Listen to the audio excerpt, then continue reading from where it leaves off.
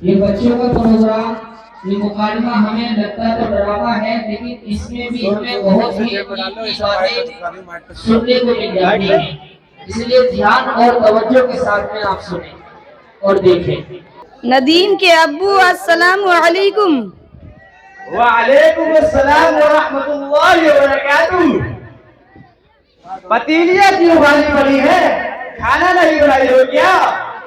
آج صبح سے ہی میرے بدن میں درد ہے اور میرا بدن بخار سے تپ رہا ہے اور اٹھا ہی نہیں جا رہا مجھ سے، پھر میں کیسے کھانا بناؤں؟ آج صبح سے میرا بیٹا ندیم صرف بسکٹ کھایا ہوا ہے، اسے بھی بھوک لگی ہوگی۔ ایسا کیجئے ہوٹل سے جا کر کھانا لے آئیے۔ بیوی کے ہوتے ہوئے ہوٹل سے کھانا کھلاؤں؟ میری امی کو کیوں مار رہے ہو؟ سنا بیٹی، کھانے پینے کی چیزیں لایا ہوں، لو بنا کر کھا لو۔ داماد جی، میری بیٹی کو کیوں مار رہے ہو؟ اس کا قصور کیا ہے؟ سسر جی آپ ہی بتائیے، بیوی کے ہوتے ہوئے ہوٹل سے کھانا کھلاؤں اور بیوی کے رہتے ہوئے کپڑے کیوں دھوؤں؟ پھر بیوی سے کیا فائدہ؟ سنا بیٹی، تو نے کھانا کیوں نہیں بنایا؟ اداس کیوں بیٹھی ہے؟ ابو، مجھے رات ہی سے بخار ہے اور میرا بدن اگر رہا ہے، پورے جسم میں درد ہے، اٹھا ہی نہیں جا رہا مجھ سے، پھر میں کیسے کھانا بناؤں؟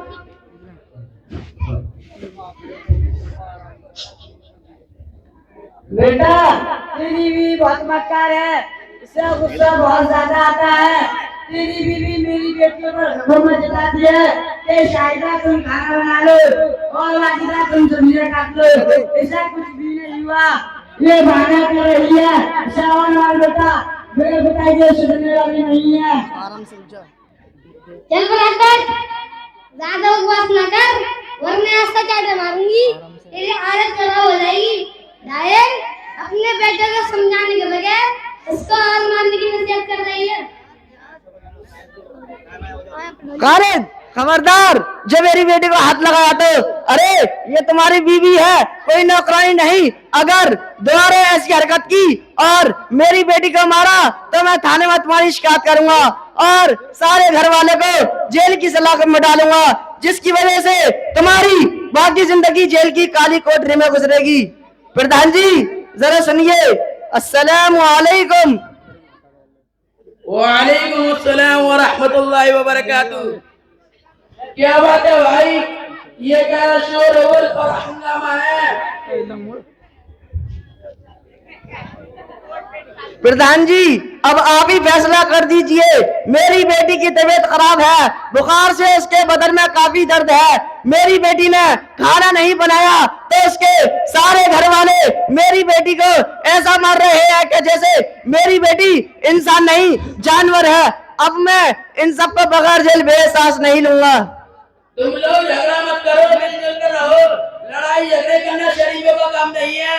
خالد آج سے تم سنا کو نہیں مارو گے، اس پر ظلم نہیں کرو گے۔ ارے بھائی تمہاری بھی بہن کہیں بھی آ کر رہی ہے، اگر تمہاری بہن پر واسطہ ظلم تمہارا بہن ہی کرے جیسا تم کر رہے ہو تو تمہیں کیسا لگے گا؟ آج سے اس کو مت ستانا۔ ٹھیک ہے، میں اس کو نہیں مانوں گا۔ پردھان جی میں آپ کی بات نہیں مانوں گا، ان سب کو بغیر جیل بے سانس نہیں لوں گا۔ مولانا صاحب ادھر آئیے۔ السلام علیکم ورحمۃ اللہ وبرکاتہ۔ وعلیکم السلام ورحمۃ اللہ وبرکاتہ۔ کیا بات ہے بھائی؟ یہ دیکھیے خالد اپنی بیوی کو مار رہا ہے، اس پر ظلم کر رہا ہے، آپ ہی سمجھا دیں۔ آپ لوگ یہ بتائیں خدا اور رسول کو مانتے ہیں کہ نہیں؟ ہاں کیوں نہیں، ہم سچے پکے نمازی اور مسلمان ہیں۔ سب لوگ دھیان سے سنیں، ہم سب کے آقا پوری زندگی شوہروں کو یہ ترغیب دیتے رہے کہ خبردار اپنی بیویوں پر ظلم مت کرنا، ان کو مت ستانا، اور بیویوں کو سمجھاتے رہے کہ خدا کے علاوہ کسی کو سجدہ کرنے کا حکم دیتا تو میں بیویوں کو حکم دیتا کہ اپنے شوہروں کو سجدہ کریں۔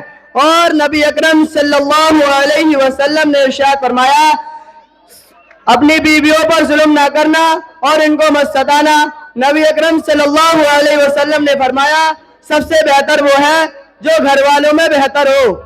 बिल्कुल सही फरमा रहे हैं मौलाना साहब। देखिए खालिद बाबू, मर्द और औरत की शादी का मकसद हदाए नफ्स से है कि खानदान को आगे बढ़ाना, लिहाजा आप अपनी बीवी को नौकरानी नहीं समझ सकते, इसको मार भी नहीं सकते। अगर आप अपनी बीवी से नाराज हैं तो वो भी किसी जायज बात पर तो अपना बिस्तर अलग कर सकते हैं। बिल्कुल सही कहा मौलाना साहब। यही क्या कम है कि आपके बच्चे को जन्म देती है, इसकी परवरिश करती है, पाल पोस कर बड़ा करती है, आपके बच्चे के लिए सारे दुख सहती है, इसकी तालीम व तरबियत का पूरा ख्याल करती है, परवरिश वो करती है, नाम आपका होता है और सारे गाँव वालों को मालूम है कि नदीम आपका बेटा है और आप इसके बाप हैं। मसला तो यहाँ तक है कि अगर बीवी दूध पिलाने के लिए पैसे मांगे और परवरिश करने की इजरत मांगे तो आपको देना होगा। खाना बनाना, कपड़े धोना औरत का काम नहीं। बाज़ घरों में हमने देखा है कि बीवियां सारे घर वालों के कपड़े धोती हैं, ये सरासर गलत है और बीवियों पर जुल्म है। बिल्कुल सही फरमा रहे हैं मौलवी साहब। इसीलिए आप हजरात से गुजारिश है कि गौर से सुन लें। मौलाना साहब, मैं हाजी हूँ और खालिद की माँ अज्जल है, हम वही करेंगे जो आप कुरान और सुन्नत के रूह से कहेंगे। अपनी बीवियों पर जुल्म ना करें और ना इनको गालियां दें और अपनी बीवियों को एहसान माने कि वो आपके खानदान को आगे बढ़ा रही है। खालिद, तुम भी गौर से सुन लो। मौलाना साहब फरमाइए, मैं सुन रहा हूँ। इसीलिए सास ससुर लड़की को अपनी बेटी की तरह मोहब्बत करें और लड़की समझे कि सास ससुर मेरे माँ बाप हैं, सब मिलजुल कर रहे, इससे तरक्की होगी। मौलाना साहब, वाकई हमारे खालिद ने गलती की। मौलाना साहब, वाकई हमारे खालिद ने गलती की, बिला वजह अपनी बीवी पर हाथ उठाया, लेकिन आज से आप लोग हमारे ऊपर भरोसा रखें कि खालिद सना को नहीं सताएगा, उसको नहीं मारेगा। आज से मैं सना को अपनी बेटी मानूंगा। मौलवी साहब, हमसे गलती हुई, आज से मैं सना के ऊपर जुल्म नहीं करूंगा और उसको नहीं मारूंगा और उसकी हर जरूरत को पूरा करूंगा। मैं खालिद की माँ हूँ, आज तक सना पर बहुत जुल्म हुआ है, मगर आज से अपनी बहू को अपनी बेटी की तरह समझूंगी और सना को कोई नहीं सताएगा।